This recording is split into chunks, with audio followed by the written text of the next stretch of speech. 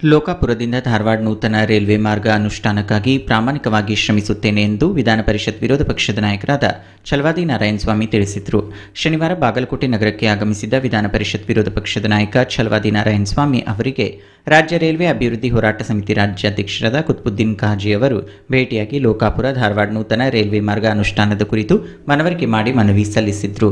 ಈ ಸಂದರ್ಭದಲ್ಲಿ ಕುತ್ಬುದ್ದೀನ್ ಕಾಜಿ ಅವರು ಮಾತನಾಡಿ, ವಿಧಾನ ಪರಿಷತ್ನ ವಿರೋಧ ಪಕ್ಷದ ನಾಯಕರಾದ ಛಲವಾದಿ ನಾರಾಯಣಸ್ವಾಮಿ ಅವರು ಮೊದಲು ದಿಲ್ಲಿ ರೈಲ್ವೆ ಬೋರ್ಡ್ನ ಅಧ್ಯಕ್ಷರಾಗಿಯೂ ಕೂಡ ಕಾರ್ಯನಿರ್ವಹಿಸಿದ್ದಾರೆ.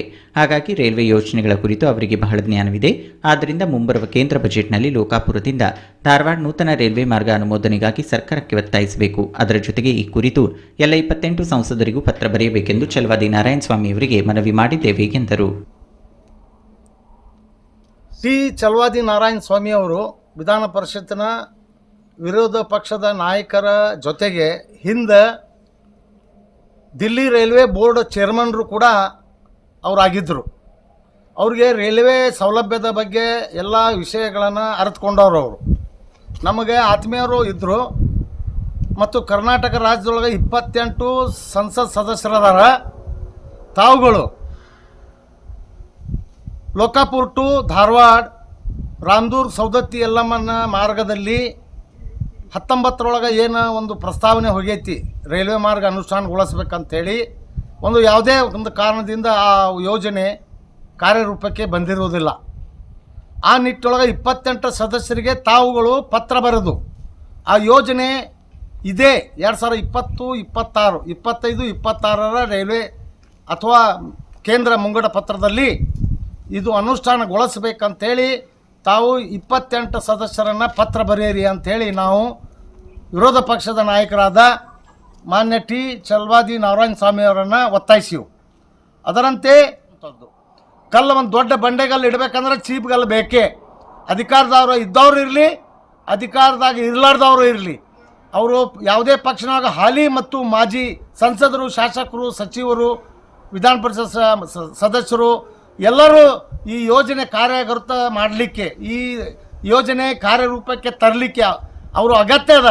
ನಾವು ಎಲ್ಲರಿಗೆ ಭೇಟಿ ಆಗ್ತೀವಿ.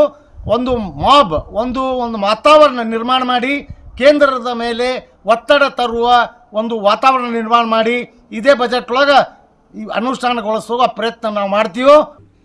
ರಾಷ್ಟ್ರೀಯ ಬಂಜಾರ ಸಮಾಜದ ಅಧ್ಯಕ್ಷ ಬಲರಾಮ್ ನಾಯ್ಕ ಅವರು ಮಾತನಾಡಿದರು. ನಂತರ ಛಲವಾದಿ ನಾರಾಯಣಸ್ವಾಮಿ ಅವರು ಮನವಿಗೆ ಸಕಾರಾತ್ಮಕವಾಗಿ ಸ್ಪಂದಿಸಿ, ತಾವುಗಳು ಸಾರ್ವಜನಿಕರಿಗೆ ಅನುಕೂಲವಾಗುವಂತಹ ಲೋಕಾಪುರದಿಂದ ಧಾರವಾಡ ನೂತನ ರೈಲ್ವೆ ಮಾರ್ಗ ಯೋಜನೆಯ ಬಗ್ಗೆ ನನ್ನ ಗಮನಕ್ಕೆ ತಂದಿದ್ದೀರಿ. ಈ ಮಾರ್ಗ ಅನುಷ್ಠಾನಕ್ಕಾಗಿ ಸಂಬಂಧಪಟ್ಟ ಎಲ್ಲರಿಗೂ ಪತ್ರ ಬರೆದು ನಾನು ಮಾತನಾಡುತ್ತೇನೆ ಹಾಗೂ ಈ ಯೋಜನೆಗೆ ಶೀಘ್ರ ಚಾಲನೆ ನೀಡಿ ಬೇಗ ಮುಕ್ತಾಯಗೊಳ್ಳುವಂತೆ ಸರ್ಕಾರಕ್ಕೆ ಒತ್ತಾಯಿಸುತ್ತೇನೆ ಎಂದು ಭರವಸೆ ನೀಡಿದರು. ಪಕ್ಷದ ನಾಯಕರ ಹಿಂದೆ ನಾವು ಮತ್ತು ಕಾಜಿಯವರು ಕೂಡಿ ಸಂಪೂರ್ಣವಾದ ಒಂದು ವಿಚಾರವನ್ನು ಕಾಜಿಯವರು ತಿಳಿಸಿದರು. ಏನಂದರೆ ಯಲ್ಲಮ್ಮ ಗುಡ್ಡ ಅಲ್ಲಿ ತನಕ ನಾವು ರೈಲ್ವೆ ಹೋದರೆ ಇಡೀ ದೇಶ ಭಾರತದಿಂದ ಬೇರೆ ಬೇರೆ ಮೂಲೆಯಲ್ಲಿ ಬಂದರೂ ಕೂಡ ಅಲ್ಲಿ ಒಂದು ಧರ್ಮಸ್ಥಳದ ಹಾಗೆ ಪುಣ್ಯಕ್ಷೇತ್ರ, ಅಲ್ಲಿ ರೈಲ್ವೆಯನ್ನು ಮಾಡಿದರೆ ಏನು ತಪ್ಪಿಲ್ಲ, ಭಾಳ ಉಪಯೋಗ ಅಂಥೇಳಿ ವಿರೋಧ ಪಕ್ಷ ನಾಯಕರು ಅವರು ಇವರು ಎಲ್ಲರೂ ಮಾತಾಡಿದ್ದಾರೆ. ಅದರಂಗೆ ನಮ್ಮ ನಾರಾಯಣಸ್ವಾಮಿ ಅವರು ಹೇಳಿದ್ದಾರೆ, ಅದನ್ನು ನಾನು ಸ್ಪಂದಿಸ್ತೀನಿ, ಸಾಧ್ಯ ಆದ ಮಟ್ಟಿಗೆ ತೀವ್ರ ರೀತಿಯಿಂದ ಅದನ್ನು ಅನುಷ್ಠಾನಕ್ಕೆ ತರ್ತೀನಿ ಅಂತ ಅವರು ಹೇಳಿದರು. ಅದು ಒಳ್ಳೆಯ ಪ್ರತಿಕ್ರಿಯೆ. ನಾವು ಇದಕ್ಕೆ ನಾಗರಿಕರು ಮತ್ತು ಸಂಬಂಧಪಟ್ಟ ಎಲ್ಲರೂ ಅನುಕೂಲ ಆದಂಗೆ ಬೇರೆ ಬೇರೆಯವರು ರಾಷ್ಟ್ರ ಮಟ್ಟದಲ್ಲಿ ಇರುವಂಥ ನಮ್ಮ ಸೆಂಟ್ರಲ್ ಮಿನಿಸ್ಟ್ರುಗಳಿಗೆ ತಿಳಿಸ್ಬೇಕು. ಪ್ರತಿಯೊಬ್ಬರ ಇದು ಹಕ್ಕಿದು, ಕರ್ತವ್ಯ.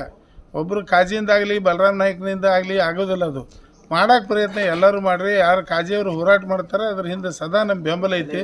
ನಾನು ಕೂಡ ಉಪಾಧ್ಯಕ್ಷನಾಗಿ ಅಲ್ಲಿ ಕೆಲಸ ಮಾಡ್ತಾ ಇದ್ದೀನಿ ಸ್ಟೇಟ್ ಕಮಿಟಿಯಲ್ಲಿ. ನಾನು ನಮ್ಮ ರಾಷ್ಟ್ರ ಮಟ್ಟದ ಬಂಜಾರ ಸಮಾಜದ ಉಪಾಧ್ಯಕ್ಷನಾಗಿದ್ದೇನೆ. ಅಲ್ಲಿಂದ ಕೂಡ ನಾನು ಒತ್ತಾಯ ಮಾಡಿಸ್ತೇನೆ. ವಿಧಾನ ಪರಿಷತ್ ಸದಸ್ಯ ಹನುಮಂತ ನಿರಾಣಿ, ಬಿಜೆಪಿ ಜಿಲ್ಲಾಧ್ಯಕ್ಷ ಶಾಂತಮ್ ಗೌಡ ಪಾಟೀಲ್, ರಾಷ್ಟ್ರೀಯ ಬಂಜಾರ ಸಮಾಜದ ಅಧ್ಯಕ್ಷ ಬಲರಾಮ್ ನಾಯ್ಕ್, ರಾಮದುರ್ಗ ರೈಲ್ವೆ ಹೋರಾಟ ಸಮಿತಿ ಮುಖಂಡ MK ಯಾದವಾಡ್ ಉಪಸ್ಥಿತರಿದ್ದರು. ಆಫ್ತಾಬ್ ಸರ್ಮುಲ್ಲಾ, ಭೀಮ್ವಾದ್ ನ್ಯೂಸ್, ಬಾಗಲಕೋಟೆ.